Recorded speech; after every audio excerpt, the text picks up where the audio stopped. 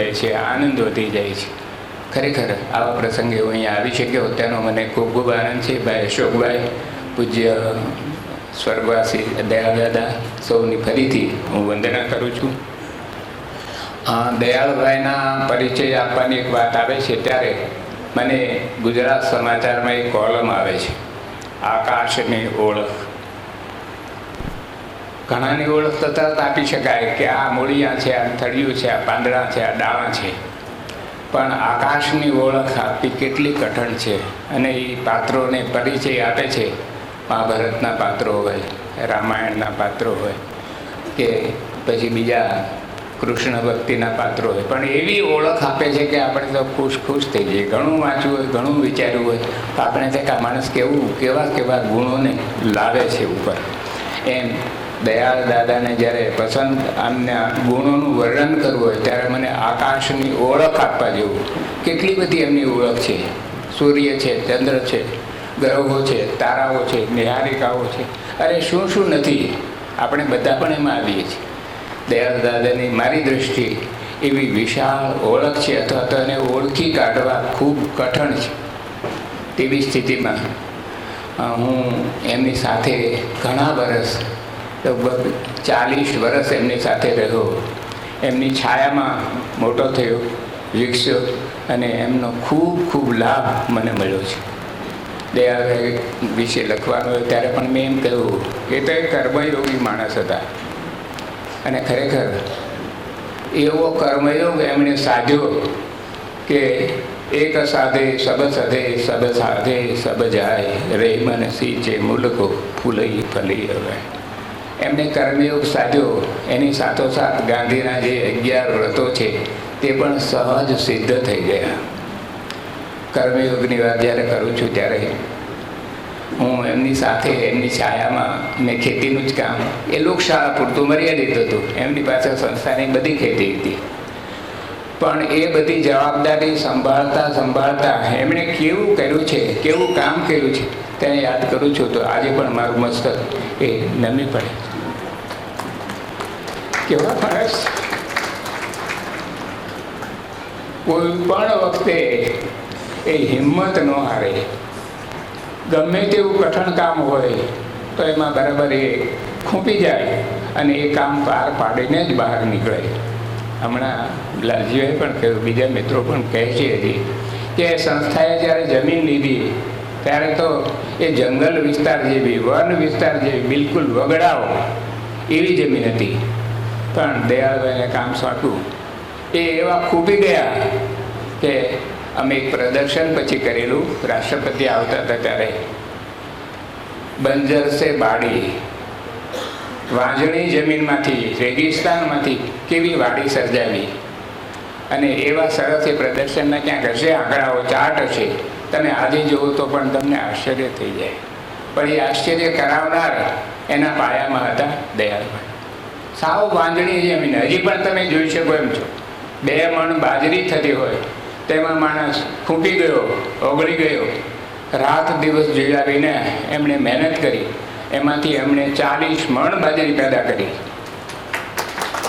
અને એવું જ ઘઉંમાં 4-5 મણ ઘઉં માંડ સતાવ્યું કે એમાંથી 50 મણ ઘઉં અને 40 મણ કપાસ પેદા કર્યા એમણે, અને સંસ્થાને સ્વનિર્ભર બનાવી. મને યાદ છે, આટલા વર્ષોમાં સંસ્થાએ કોઈની સામે હાથ નથી લંબાયો. તેમાં જે કંઈ આર્થિક શ્રેય હોય તો તે મુરબ્બી શ્રી દયાળભાઈનો છે. તો આવા એ કર્મયોગી. અને યોગની જ્યારે વાત કરીએ ત્યારે ગાંધીજીના બધા સિદ્ધાંતો જેમના જીવનમાં હોય તે જ આ કરી શકે. કેટલું તપ એમણે કર્યું છે. બાજરાનું ખોળું લેતા હોય કે ઘઉંનું ખોળું લેતા હોય તો કોઈ અજાણ્યા માણસને અમે ન ઓળખી શકીએ એવા એ ભક્કુથી ધૂળ ભરાયેલા હોય, કપડાં પણ એવા જ હોય, અને એ રાત ને દિવસ કામ કરતા હોય. એટલું જ નહીં, પરિવારને પણ એમાં જોડી દે, જોતરી દે. કમુબેન પણ સાથે હોય. આ બધા તો નાના પણ ત્યાર પછી જેમ જેમ મોટા થતા ગયા તેમ એ બધા પણ સાથે જોડાઈ જાય અને એ કામને બરાબર સંપૂર્ણ પૂરું કરે. અને કામની પૂર્ણતા પણ કેવી, જેમ ગીતામાં કહ્યું છે કે કર્મસુ કૌશલમ યોગ, કર્મમાં કૌશલ્ય તે જ યોગ છે. અને કુશળતા ન હોય તો આવું નિર્માણ જ ન થઈ શકે. જ્યાં આજે પણ જે તમને પથરાઓ દેખાય મણમણના, બે મણના, કાંઠે ક્યાંક શેઢે પાળે કાઢેલા હોય તેવી જમીનમાં એમણે વૃક્ષો ઉગાડ્યા. કેવી આંબાવાડી, લોકો જોવા આવે દૂર દૂરથી જોવા. એ વખતે તો સમજતું પણ ત્યાં વૃક્ષોની ખેતી વિસ્તારમાં હતી જ નહીં, પણ ત્યાં પ્રારંભ કર્યો. ઘણી જાતના આંબાઓ નાખ્યા અને સરસ આંબાવાડી એમાંથી એમણે નિપજાવી. લીંબુ કર્યા, દાડમ કર્યા, બીજી પણ ઘણી બધી આવી વેરાયટીઓ એમણે કરી. પણ એના પાયામાં છે એમનો કર્મયોગ. એની સાથોસાથ કર્મયોગની સાથે તો આપણે જોઈએ કે અપરિગ્રહ, અભયની વાત પણ કરી. એવું કહેવાનું અત્યારે મને નથી મન થતું, પણ એમ કે કોઈ ડુંગરમાં જવું ખૂબ અઘરું, ત્યાંથી 3 કિલોમીટર ડુંગર દૂર છે. અમારો ગૌશાળાનો 1000 વીઘા જમીન છે અને એમાં રાત્રે ઢોર ચારવા આડોશ પાડોશના ગામના અને આંબલાના સૌ સ્નેહીજનો આવી પહોંચે. કોઈનાથી સાંખ્યું ન જાય. એમાં દયાળભાઈ એમનો વિભાગ ખરેખર નહીં, પણ એ તો પહોંચી જ જાય અને ડબે ઢોરને આંબલા ઠેઠ લઈ આવે. જરૂર પડે તો પીપરલા રહી જાય અને એમાંથી એને કહેવામાં પણ આવે, જોજો આ કઠણ કામ છે. ત્યારે અહીંયા શબ્દ પ્રયોગ નહીં થયો, પણ જેની સવાશેર સૂંઠ ખાંધી હોય ને તે આવી જાય. દયાળભાઈ આવા માણસ, એટલી હિંમત એમનામાં હતી, એટલી પ્રમાણિકતા હતી કે એની સામે બીજું કોઈ ફરકી નહીં શકે. અને અમે બધા તો ત્યાં હતા, પણ મોટે ભાગે એમણે આવે પ્રસંગે આ મનુદાદાને કહ્યું હોય કે લાલજીભાઈને કહ્યું હોય, પણ બાજી કોઈને કહ્યું ન હોય કે ચાલો તમે સાથે, આવી તકલીફ છે. તો એટલા બધાએ નિર્ભય માણસ, અપરિગ્રહિત તો ખરા જ. નાનો પગાર, લાલજીભાઈ કહ્યું કે માણસનું જીવન નિર્વાહ ચાલે તેવી વ્યવસ્થા જરૂર હતી, પણ એમાંથી કંઈ બચાવી શકાય, બાળકો ભણાવી શકાય, એમાંથી મકાન બનાવી શકાય એવી કોઈ શક્યતા એમાં નહોતી. પણ દયાભાઈ ક્યારેય શું અથવા તો એનો અનુત્સાહ થયો જ નથી. અને જીવનના છેલ્લા વખત સુધી એમણે અપરિગ્રહી, એમની પાસે કદાચ 2 થી વધારે જરૂરી કપડાં નહીં હોય, અને તેવા જ શરૂઆતમાં તો એ ચડ્ડી ઉપર સદરો હોય અને માથે કટકો હોય સફેદ, આટલું જ હોય. ત્યાર પછી વળી થોડા સુધર્યા, લહેંગો પહેરે, ઉપર સદરો જ હોય અથવા ટૂંકી કફની હોય અને માથે તો એ જ રૂમાલ. આવું અપરિગ્રહી જીવન. અને સાથોસાથ એના પરિવારજનો, કમુબેન પણ કેવી મહેનત કરી છે. ઘર ચલાવવું હોય તો માત્ર દયા નાનકડો પગાર, અમારા કરતાં ઓછા પગારમાં એ રહ્યા, સૌથી પહેલા કાર્યકર, છતાં એનાથી અમારાથી ઓછો પગાર, છતાં વટથી જીવ્યા. કમુબેને 2 ગાયો પાડી. સવારમાં 5 વાગે ઉઠે, દયાભાઈ સાથે હોય, નિરણ કરે, ઢોર દોવે, ગાયો દોવે અને પછી મૂકી આવે પાછા. તો અપરિગ્રહ એમનો ખરેખર માણવા જેવો છે. અને ક્યારેય એમણે કચવાટ નથી કર્યો. અને સદનસીબ એવું કે પરિવારજનોને સરસ રીતે ભણાવી શક્યા, એટલું જ નહીં સંસ્કારી બનાવી શક્યા. તમે જુઓ એમના 5 સંતાનો છે એ બધા ગ્રેજ્યુએટથી ઉપર ભણેલા છે અને સારી સંસ્થાઓમાં એમને કામ કર્યું છે અને ખૂબ સરસ પ્રતિષ્ઠા મેળવી છે. તો અપરિગ્રહનું સરસ પરિણામ પણ એ મેળવી છે. કે બીજું ઘણું છે એમના વિશે. મેં કીધું આકાશની ઓળખ જેવું કામ છે, પણ અહીંયા ઘણા બધા મિત્રો એમને વંદના કરવા, એમનું સ્મરણ કરવા તૈયાર છે. મારી તો એમને આજે પણ એવી જ વંદના છે. હું એમને સતત મળતો રહ્યો છેલ્લા વખત સુધી, પણ એક હંમેશા માન્યતા રહી કે એને કોઈ પણ કામ ખેતીવાડીનું તમે કોઈ પણ ઉંમરે સોંપો તો એમણે એનું પરિણામ એ 100% સોના જેવું કરીને બતાવ્યું. આંબલામાં તો એ કર્યું છે, 2 મણમાંથી 40 મણ બાજરો, 50 મણ ઘઉં અને એવો જ કપાસ અને એવા સરસ ફળબાગ ઉછેર્યા. પણ નિવૃત્ત થયા પછી પણ મનુદાદા એમને જવા, એ તો ભાઈ હીરા જેવા હતા. એમણે કહ્યું નહીં, તારે જવાનું નથી, તારે તો છોડવાનું નથી, તું લોકભારતીમાં મદદ કર. અને એમણે છેક નવા ગામ અરણ્યની જમીનને પણ સરસ બનાવી દીધી, ઉપજાઉ બનાવી દીધી, સરસ પાટે ચડાવી દીધું. ત્યાર પછી વળી પાછા 5-7 વર્ષ પછી એ આપણા મુરબ્બી વલ્લભભાઈ એમની વલ્લભભાઈની પણ ઉત્તમભાઈ ઉજમબેન અને તારકભાઈ એમની ખેતીમાં ગયા. ત્યાં પણ કેવું સરસ કામ એમણે કર્યું. અને ત્યાર પછી પણ 90 વર્ષે મળ્યા હોય ને તો મને વાતો થાય ત્યારે મને એમ થાય કે હજી આ દાદાને સોંપ્યું હોય ને થોડું કામ તો એ કામ ઊભું કરી જ દે, મારો 100% વિશ્વાસ. 90 વર્ષે પણ હતો. તો આવા મુરબ્બી દયાળભાઈનું સ્મરણ કરતા મને ખૂબ આનંદ છે, ખૂબ ધન્યતા છે. સૌને વંદન પ્રાર્થના. અને કઠોર પરિશ્રમની વ્યાખ્યા કોઈ એક શબ્દ આપવામાં કહે તો હું દયાળભાઈ એવું નામ લખી દઉં.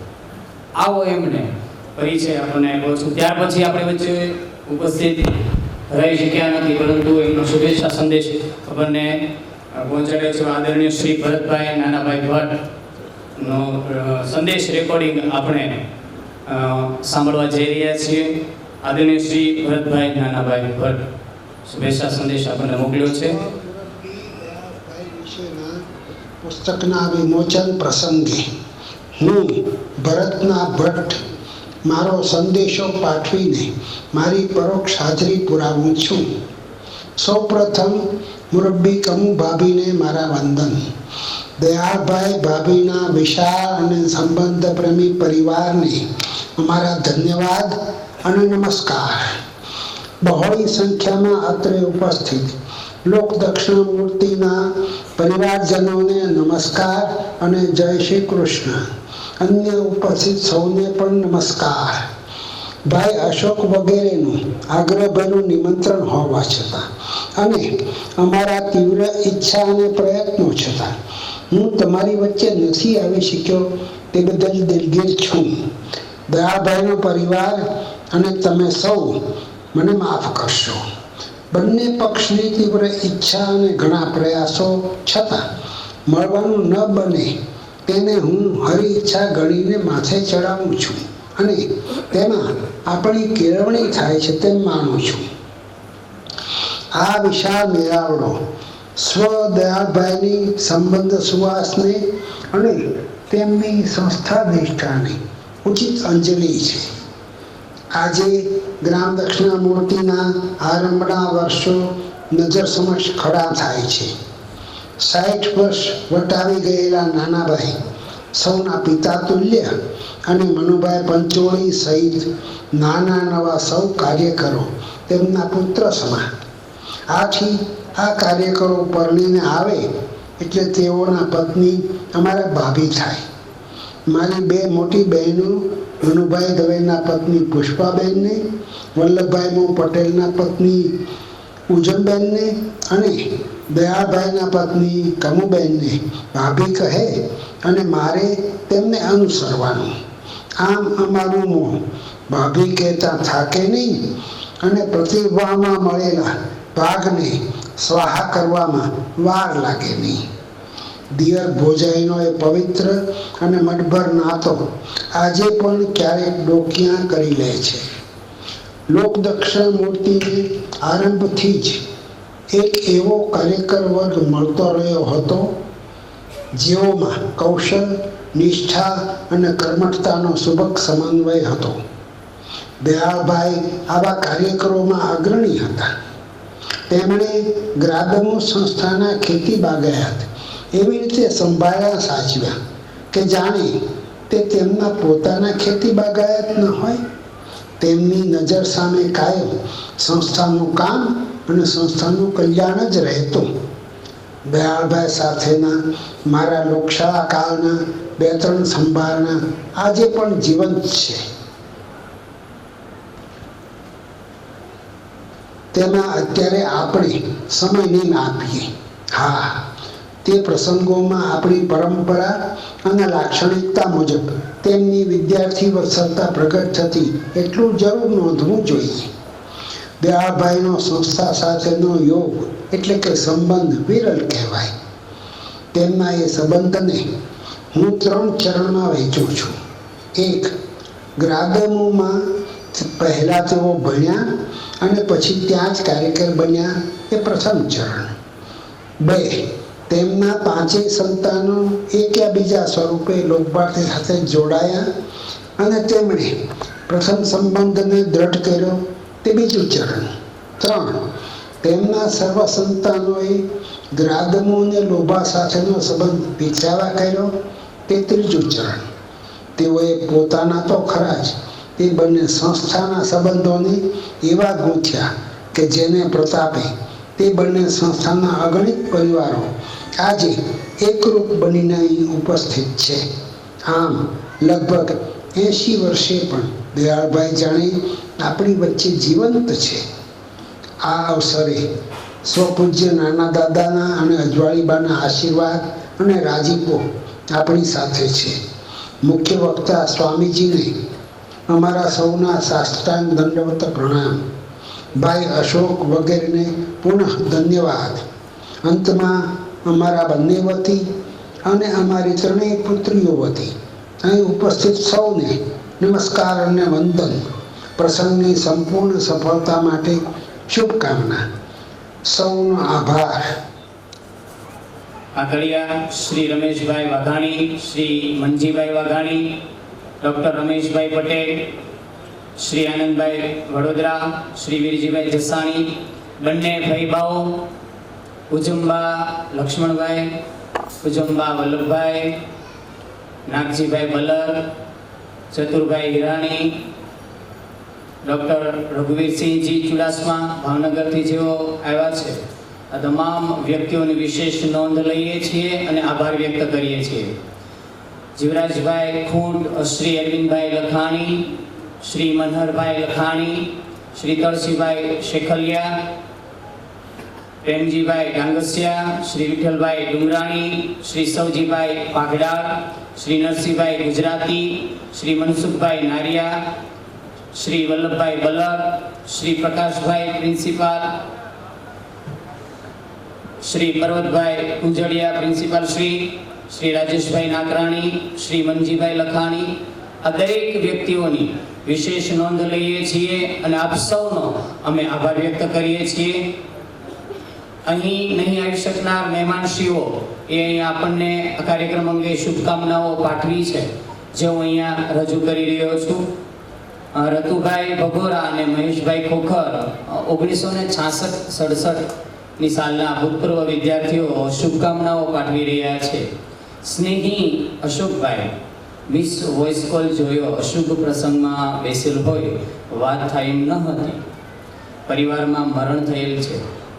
બેબીના સસરાનું નિધન થતાં આપના પિતાજીની યાદમાં ગોઠવાયેલ પ્રસંગમાં હાજરી આપી શક્યો નથી, તે બદલ ક્ષમા યાચું છું. મુરબ્બી લાલજીભાઈ, મુરબ્બી રામચંદ્રભાઈ, મુરબ્બી શ્રી ભીખાભાઈ વગેરેના દર્શનથી વંચિત રહેવાનું અને સ્વર્ગવાસ દયાળભાઈના સ્મશાનોના લાભ હાથમાંથી ગયો તેનો રંજ રહી ગયો હતો. છતાં મારી દિલથી ખૂબ ખૂબ શુભેચ્છા અને શુભકામના છે. રતુભાઈ ભગોરા તથા મહેશભાઈ ખોખરના સૌને નમસ્કાર. આપનો વિશેષ નોંધ અને આભાર વ્યક્ત કરીએ છીએ. પ્રભાબેન મુનીએ પણ આપણને શુભેચ્છા સંદેશ મોકલ્યો છે. આમંત્રણ માટે ખૂબ ખૂબ આભાર. સમારંભની સફળતા ઈચ્છું છું. તક મળતા જ આ ગ્રંથ મેળવીને ચોક્કસ વાંચીશ. આશા રાખું છું કે આ ગ્રંથ ઘણાને માટે માર્ગદર્શક બની રહેશે. સેવાનિષ્ઠ લોકો જ્યારે સોજા મળતા નથી ત્યારે નવી પેઢી આ પ્રેરણા મેળવશે. સાંપ્રત સમયમાં આવા મૂલ્યનિષ્ઠ માનવોનો પરિચય નવી પેઢીને મળે તે અત્યંત જરૂરી છે. આપ સર્વે એ સમય કાઢીને આ ઘણું ઉત્તમ કાર્ય કર્યું એ બદલ આપ સૌને મારા હાર્દિક અભિનંદન, શુભકામના સાથે પ્રભા મુનિ અને પરિવાર. બેન, આપનો અમે વિશેષ નોંધ લઈએ છીએ અને આભાર વ્યક્ત કરીએ છીએ. ત્યારબાદ વિનોદ શકું તેમ નથી તો ક્ષમ્ય ગણશો. કાર્યક્રમની સફળતા ઈચ્છું છું. મારી ખૂબ ખૂબ શુભકામનાઓ. થેન્ક યુ વિનોદભાઈ, આપનો ખૂબ ખૂબ આભાર. લોકભારતી નિયામક શ્રી હસમુખભાઈ દેમોરારી શુભેચ્છા સંદેશ પાઠવતા કહે છે, વાહ અશોકભાઈ અને સતીશભાઈ, બહુ જ સરસ કાર્યાંજલિ આપી રહ્યા છો. અભિનંદન અને કાર્યક્રમની સફળતા માટે ખૂબ ખૂબ શુભેચ્છાઓ અને શુભકામનાઓ.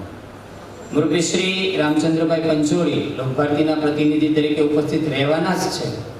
કાર્યક્રમ સમગ્ર લોકભારતી પરિવાર તરફથી શુભેચ્છા નિયામક શ્રી પાઠવી રહ્યા છે. હસમુખભાઈ દેવમુરારી, આપનો પણ વિશેષ નોંધ અમે લઈએ છીએ અને આભાર વ્યક્ત કરીએ છીએ. આપ સૌનો ખૂબ ખૂબ આભાર કે આપ શબ્દ થકી અમે હૃદયસ્થ હોય એવો અત્યારે અનુભવી રહ્યા છીએ. આપનો દિલથી આભાર વ્યક્ત કરીએ છીએ. ત્યારબાદ હું વિનંતી કરીશ આદરણીય શ્રી યોગેશભાઈને કે આપ 5 મિનિટમાં આપનો પ્રતિભાવ આપશો. આદરણીય શ્રી યોગેશભાઈ. હાજર એવા સૌ મહાનુભાવો, મુરબ્બીઓ, દયાળભાઈ કમલબેન પરિવારના સૌ સ્વજનો, સૌ મિત્રો અને બહેનો,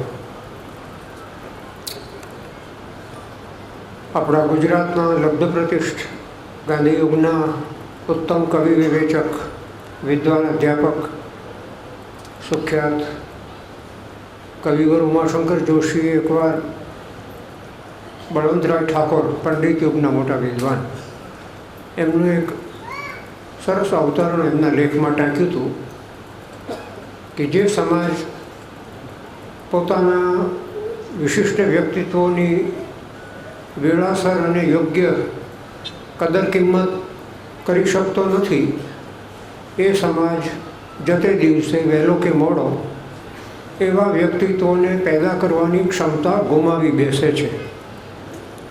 બહુ વિચાર કરવા જેવું વાક્ય છે. આનો સીધો અર્થ તો એ થાય કે આ કાર્યક્રમ કે આ પ્રકારના કાર્યક્રમો આપણે જનારને નિમિત્તે કરીએ છીએ, પણ જનાર માટે કરતા નથી, પાછળ રહેલા આપણે માટે કરીએ છીએ. આપણા શ્રાદ્ધો પણ એટલા માટે જ થાય છે. એ ત્યાં આપણને કહેવાય છે કે બધું ત્યાં પહોંચે છે, પણ એની કોઈ ખાતરી નથી આપણે આપી શકવાના કે નથી આપણને કોઈ આપી શક્યું. પણ શ્રાદ્ધ શબ્દને શ્રદ્ધા સાથે સંબંધ છે. શ્રાદ્ધ કરીને આપણે આપણી શ્રદ્ધા વ્યક્ત કરીએ છીએ. ન હોય તો મેળવીએ છીએ અને થોડી ઘણી હોય તો એને મજબૂત કરીએ છીએ. એટલા માટે કે ટકવાનું છે. શ્રદ્ધા શબ્દમાં ધી શબ્દમાં હતો. આપણે ટકવું હોય તો જૈનો વાપરે છે સરસ શબ્દ, ભીખાભાઈએ યાદ કર્યો, એ ગુણાનુવાદ કરતા રહેવું પડે. આજનો આ પ્રસંગ એ દ્રષ્ટિએ મારા માટે શબ્દ શ્રાદ્ધનો, સ્મરણ શ્રાદ્ધનો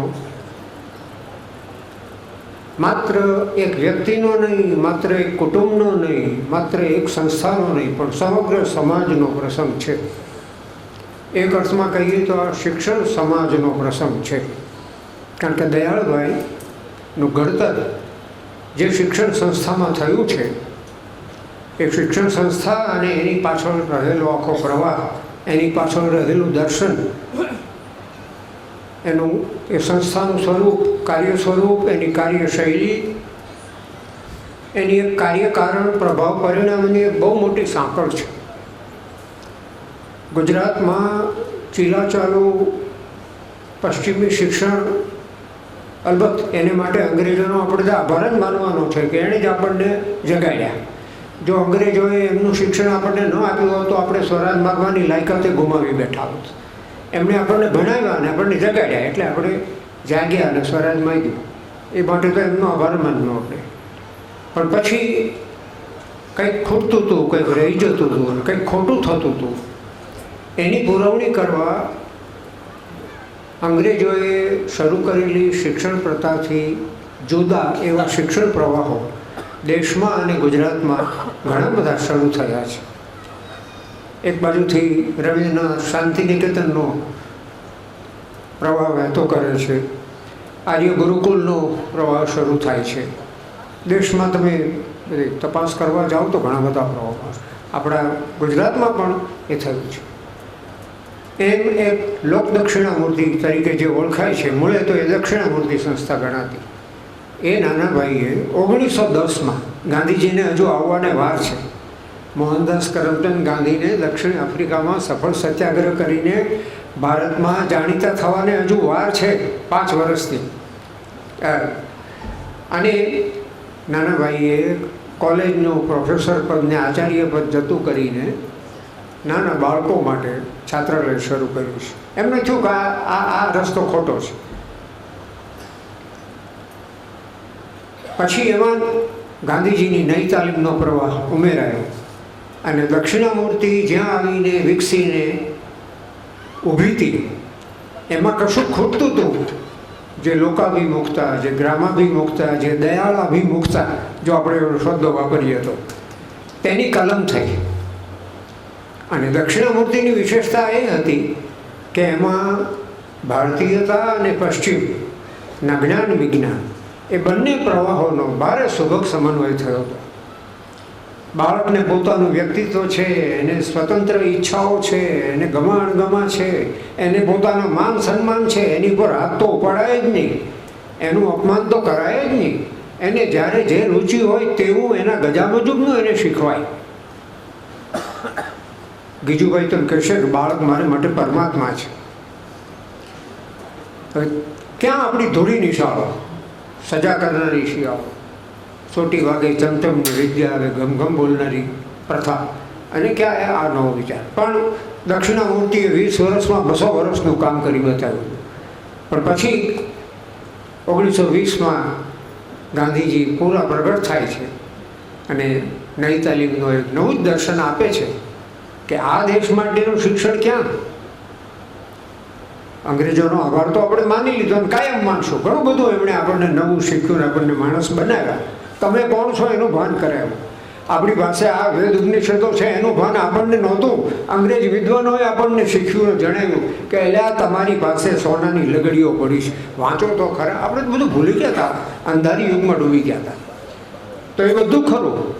પણ પછી અંગ્રેજ સરકાર આખરે તો એના કારકુનો અને એના નોકરો માટે આપણને ભણાવે છે. આ નહીં ચાલે. આપણે તો આઝાદ થવું છે. અને આઝાદ થયા પછી આપણે કંઈક આ શિક્ષણથી તો આપણે સુખી નહીં થઈએ, આબાદ નહીં થઈએ. એટલે નાના ભાઈને પણ એ વાત સમજાણી. એમને એવા સરસ સાથીદારો મળ્યા અને દક્ષિણામૂર્તિનો, ગ્રામ દક્ષિણામૂર્તિનો પ્રવાસ શરૂ થયો. તો દયાળભાઈ એ અર્થમાં એક વિશિષ્ટ યુગના, એક વિશિષ્ટ શિક્ષણ પ્રવાહના, એક વિશિષ્ટ શિક્ષણ સંસ્થાના, એક વિશિષ્ટ ગુરુજન કુળના ફરજંદ છે. અને એમાં દયાળભાઈની પોતાની પણ વિશેષતા છે. પારસમણી તો બધાને અડે, પણ સામે પાત્રતા જોઈએ ને. પ્લાસ્ટિકને સોનું ન બનાવી શકે, એના માટે લોઢવું જોઈએ સામે. બીજી બાજુ સમાજ શિક્ષણ.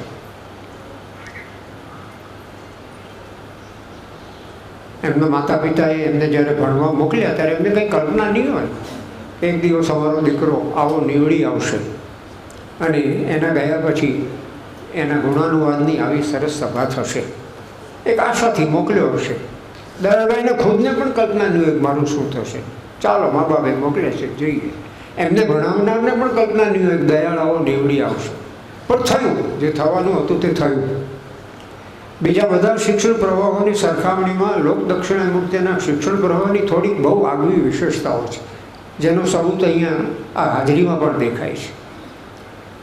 સૌથી પહેલાં ધ્યાન ખેંચે છે ત્યાં મળતી વિદ્યાર્થીઓને મળતા સંરક્ષણ અને સલામતી. નાનાભાઈ કાયમ કહેતા કે મારી પાસે ભણવા આવતો વિદ્યાર્થી એના વાલીએ મારી પાસે મૂકેલી થાપણ છે, મારે એ થાપણ વધારીને પાછી આપવાની છે, કમસે કમ એવી ને એવી તો પાછી સોંપવાની જ છે. અને એટલે પોતાના 4 નાના સંતાનો ગુજરી ગયા ત્યારે જે નાનાભાઈ ટકી રહ્યા છે એ નાનાભાઈ દક્ષિણામૂર્તિનો વિદ્યાર્થી સ્વિમિંગ પુલમાં ડૂબી ગયો છે.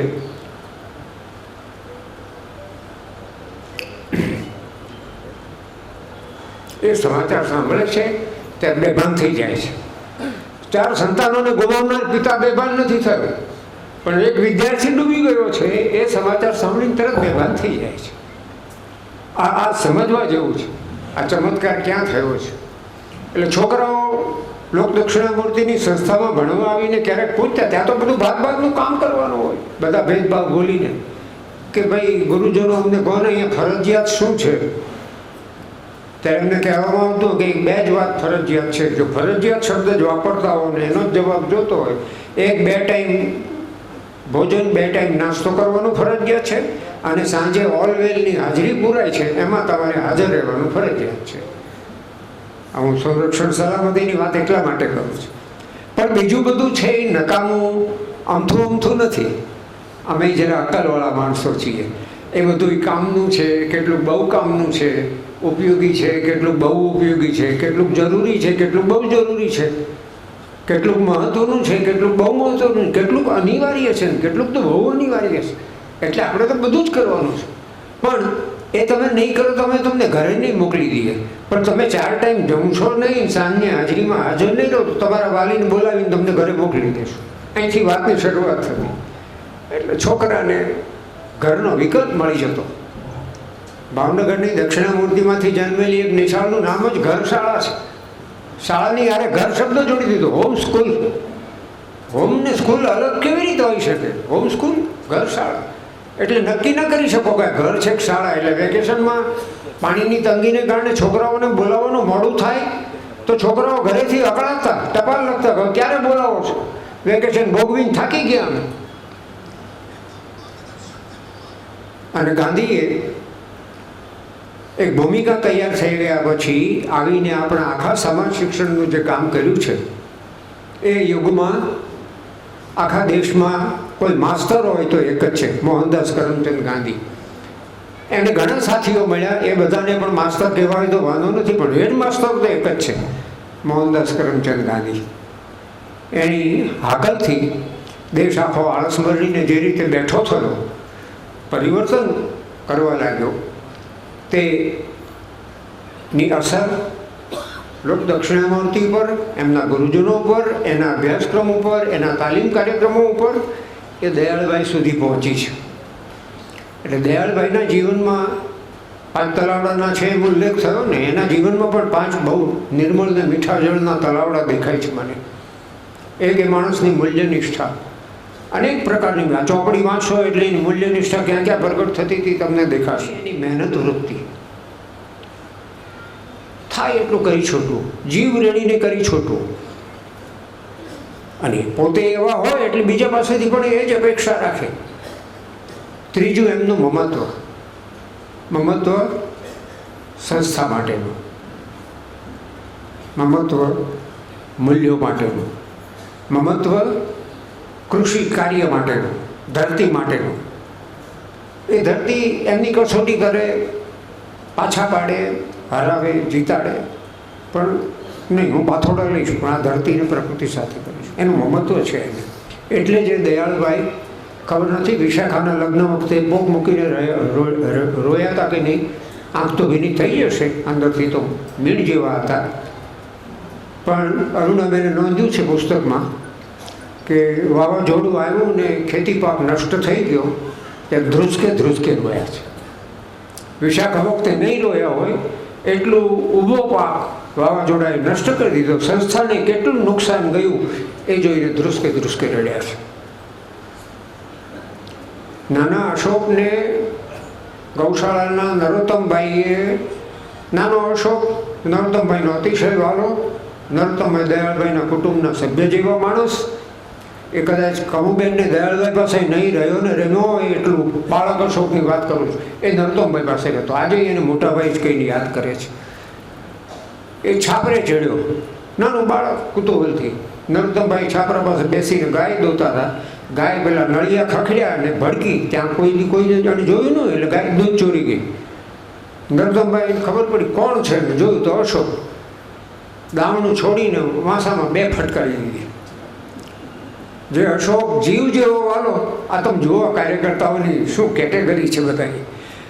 અશોકને કલાકો સુધી રમાડવા લઈ જાય, દૂધ પાય, રાવે, રમાડી. નરોત્તમ બાબા છે અશોકભાઈ એટલે કમુબેનને દયાળભાઈની ચિંતા જ નહીં ગઈ. એણે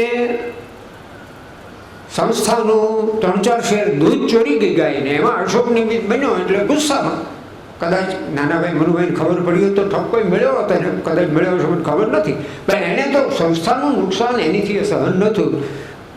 એ અશોકે લખ્યું છે, એના વહામાં 16 પડી ગયા હતા, 10-12 દિવસે માંડ એને રાહત થઈ હતી.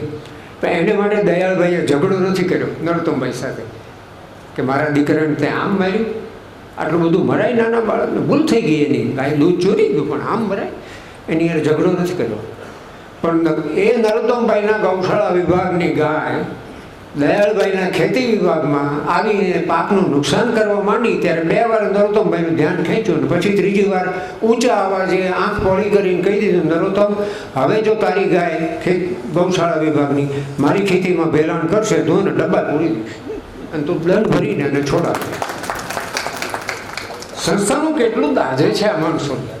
આ ક્યાંથી આવ્યું? હું પછી પહેલાં સંસ્થા. બીજું એમની મરદાનગી ઉલ્લેખ થયો, ભીખાભાઈએ ઉલ્લેખ કરી દીધો. એ મરદાનગી માત્ર સ્થૂળ સલામતી માટેની જ મરદાનગી નહોતી. એમને સાચું લાગે એ કહી દે, ભલા ભૂખને કહી દે, પણ સ્વભાવમાં મિતભાષિતા એ એમનો એક ગુણ. ઓછું બોલે, બને ત્યાં સુધી ન બોલે. એટલે મને તો આ બધું બોલવાનું થયું ત્યારે મનમાં સંકોચ થતો હતો કે જે માણસ જીવનમાં ક્યારેય માઇક પાસે આવ્યો નથી એને વિશે આપણે માઇક પાસે આટલું બધું બોલવાનું, આનું કાંઈ ઔચિત્ય ખરું એમ થતું હતું મને મનમાં. તો પણ હતું એમનામાં. તો દયાળભાઈ વિશે મનમાં ઘણા બધા સંવેદનો જાગે છે. આજે આવા દયાળભાઈઓની કેટલી બધી જરૂર છે સમજાવવું પડે એમ નથી. હું એમ કહીશ કે આપણા ઘરોમાં દયાળભાઈ જેવા થોડા સંતાનો વધુ જન્મે તો આપણા ઘરો ન્યાલ થઈ જાય, આપણા મા બાપો ન્યાલ થઈ જાય. આપણી શિક્ષણ સંસ્થાઓને દયાળભાઈ જેવા થોડા વિદ્યાર્થીઓ વધારે મળે તો શિક્ષણ સંસ્થાઓ ન્યાલ થઈ જાય. આપણી તમામ સંસ્થાઓને દયાળભાઈ જેવા સંનિષ્ઠ સમર્પિત કાર્યકર્તાઓ મળે તો એ સંસ્થાઓ પણ ન્યાલ થઈ જાય. અને આપણા દેશને અને આ દુનિયાને દયાળભાઈઓની કેટલી જરૂર છે એ કંઈ કહેવું ને સમજાવવું પડે એવું નથી. એ અર્થમાં દયાળભાઈનો ઉત્સવ દયાળભાઈને કેન્દ્રમાં રાખીને આપણે કરીએ છીએ, પણ એની ત્રિજ્યા અને એનો વ્યાસ, એનો જે પરિઘ ફેલાય છે કાર્યકારણ સાંકળને પ્રભાવને પરિણામની, એ આ સમાજને એક વિશાળ સામાજિક રાષ્ટ્રીય ઉત્સવમાં ફેરવી નાખે છે. એનું મારે મન દયાળભાઈ ઉપરાંત એનું મહત્ત્વ છે. એટલે મને આ સન્માન માટે ખૂબ જ આનંદ અને માન ઉપજે છે. સ્વામી આનંદના પુસ્તકના 2 શીર્ષકો મને યાદ આવે છે. એમના એક પુસ્તકનું નામ છે જૂની મૂડી, દયાળભાઈ એટલે જૂની મૂડી. એમના એક બીજા પુસ્તકનું નામ છે ધરતીનું લૂણ, દયાળભાઈ એટલે ધરતીનું લૂણ. બધાનો જ આમાં ફાળો છે, કમુબેનને સ્વજનોથી માંડીને ઠેઠ ગુરુજનો સુધી. પણ એક હિન્દી સાક્ષરે પોતાના એક પુસ્તકમાં અર્પણ પંક્તિઓ લખી છે, એ કહીને મારી વાત પૂરી કરું. બહુ સરસ વાત એણે કરી છે. એણે લખ્યું છે, क्या है अपना इस जीवन में सब कुछ लिया उधार, क्या है अपना इस जीवन में सब कुछ लिया उधार, सब लोहा है उन लोगों का केवल अपनी धार, सब लोहा है उन लोगों का केवल अपनी धार. એના મનમાં શસ્ત્રનું રૂપક આવ્યું છે એટલે એણે લોઢું અને ધાર કે લોઢું બજાવવાનું છે. લોઢાનું કાચી સામગ્રી મારી કાંઈ નથી, પણ એને ધાર કાઢી છે, મારી છે. દયાળભાઈ વિશે પણ આપણે એમ કહી શકશું કે દયાળભાઈ આ કુટુંબના, આ શિક્ષણ સંસ્થાના, આ ગુરુજનોના, આ ગાંધી યુગના ભલે ફરજંદ રહ્યા, સબ કુછ લિયા ઉધાર, પણ સબ લોહા હે ઉન લોકો કા, પણ જે ધાર છે દયાળની એ એમની પોતાની આગવી છે. સૌને વંદન. ખૂબ ખૂબ આભાર.